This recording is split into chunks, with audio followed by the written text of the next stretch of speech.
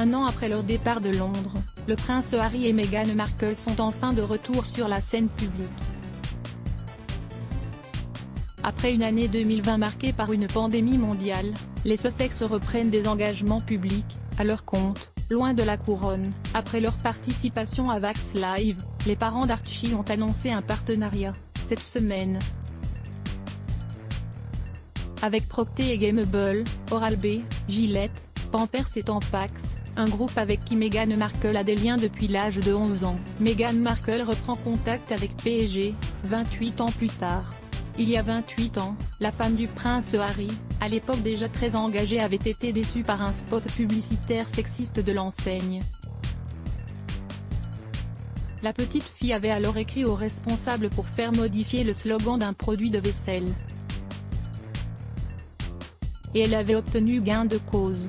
À la place de les femmes de toute l'Amérique mènent le combat contre la vaisselle grasse, on avait alors dit toutes les personnes à travers l'Amérique. Après sa prouesse, Meghan Markle avait expliqué à la télévision: si vous voyez quelque chose que vous n'aimez pas ou qui vous offense à la télévision, écrivez des lettres et envoyez-les aux bonnes personnes. Vous pourrez faire la différence, pas seulement pour vous-même mais aussi pour beaucoup d'autres gens.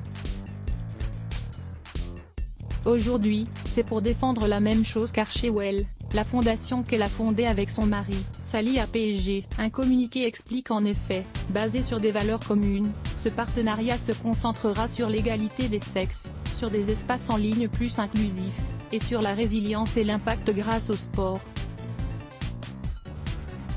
Le prince Harry et Meghan Markle, qui attendent une petite fille pour cet été, veulent entre autres construire un avenir plus équitable et plus juste pour les femmes et les filles. Ils étaient déjà alliés pour Vax Live, c'est pourquoi, ils assurent, dans le cadre de ce partenariat, la fondation Archewell et P&G mettront l'accent sur l'équité entre les sexes. Et cet accord s'inscrit dans la continuité du travail commun de Archewell et P&G, en faveur de Vax Live, le concert pour réunir le monde, qui a eu lieu le 2 mai dernier.